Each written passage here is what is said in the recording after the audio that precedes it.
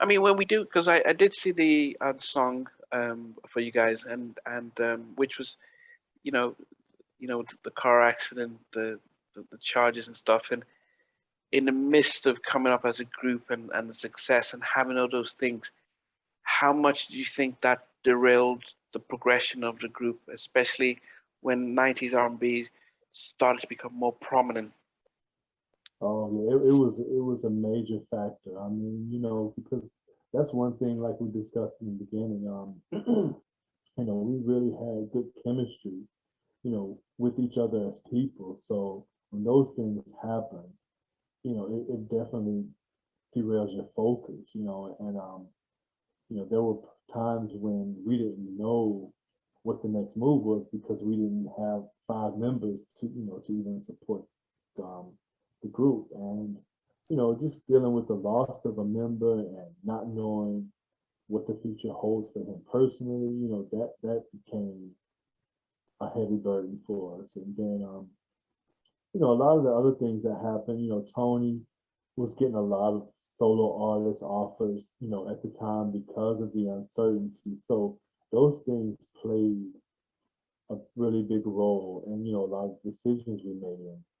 And, so by 94, we were kind of just all over the place. And me personally, I wanted to take a step back, just, hey guys, I am about ready to, to just be at home with my family so that I can regroup mentally and Okay. spiritually. Hmm. Yeah.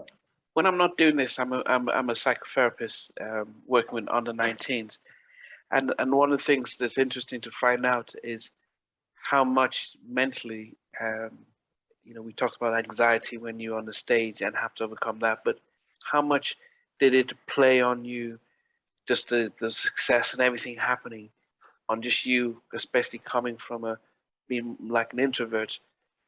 Oh yeah, definitely introvert. So, um, when I go into my cave, I stay in my cave, and I shut a lot of people out. And I regret some of it, but at the same time, I have realized, as I matured, that sometimes those things are best for you, so that you can sustain your well-being, especially mental.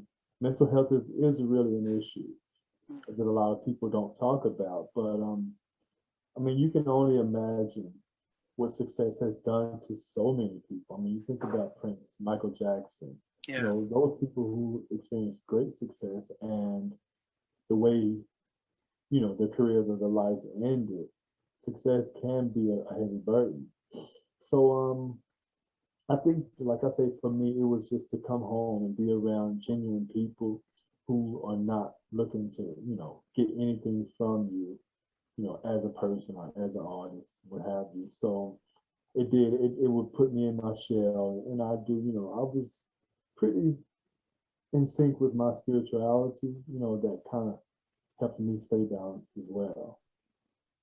Did you have and it's not until now that we have Simone Biles talking about she had mental health, so she stopped at the Olympics, and we've had Naomi Osaka, so it's like now people can respect if an athlete or an artist says they need time off. Back then, did you feel like if you were struggling with the way things are emotionally, that you could say, "Look, I need time off to emotionally, mentally get myself together," or did you have to be, especially Texas? Texas is always strong and stuff. Yeah. I mean, I don't think that they necessarily promoted you having, making that decision. But and a lot of times you don't realize it, until it happens that, hey, I need some space, and you think about you with these people every day in and out, you deal with different emotions. And I mean, just five guys in general, who are just developing, as people. We, there were times when we clash and we'd have bad days and, don't want to be around each other. So, I would, for early on, we would always room. We'd be two guys to a room, but as we got older, we'd have our own room. And I remember times, hey guys, don't call me. a man from the door, you know, and it was never personal. It's just that's what I felt like. I just needed my space, you know, so that I could regroup. And you know, I did develop an anxiety of being around crowds over time, and even still to this day, sometimes you know, it'll happen to me, and I'm like, I just take my, you know, my free time and kind of regroup and get my mind right. Mm-hmm.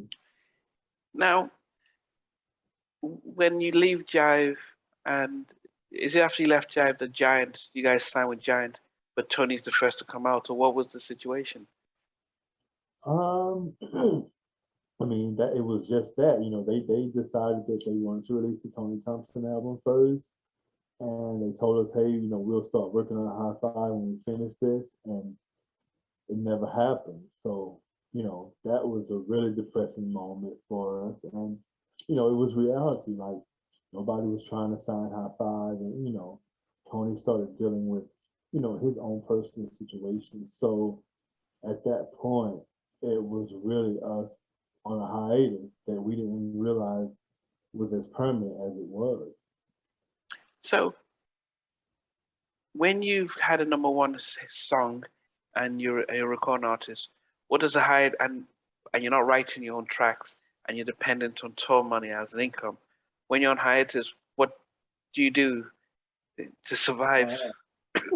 Well, I mean, hopefully you were thinking ahead, you know, and you try to put some money back, and that was kind of, you know, my focus. And I mean, after a while, you know, when you realize you're not getting back on, you have to find other means of income. So, you know, eventually, and especially when I had kids, you know, I had a child, hey, I got to find me a job, you know, and I Wow. got to start working. So it eventually got to that point, but it took me some time to transition and to, you know, just, hey, if the music industry is not paying my bills, I got to find a way to pay these bills.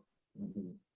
So how hard was that to, you know, what was the most, was it hard facing the family to say, yeah, I need to get a job, or was it hard to even people saying, Marcus, you're from High Five?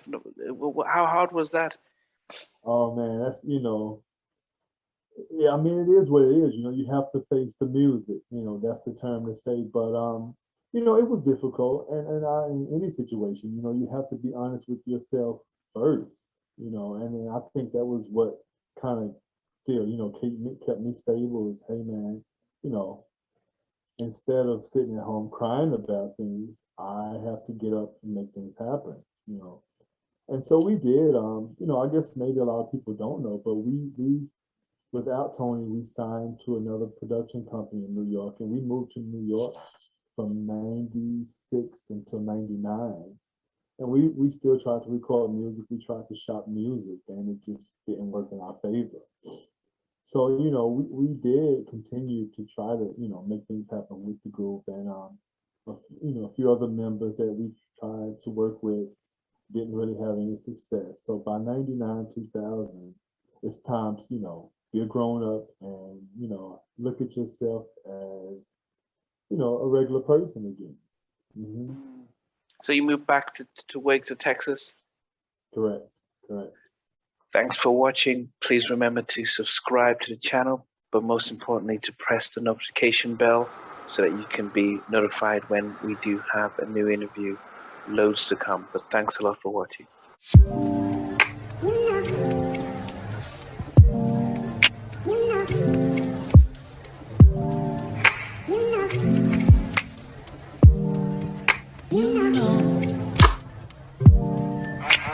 I begin to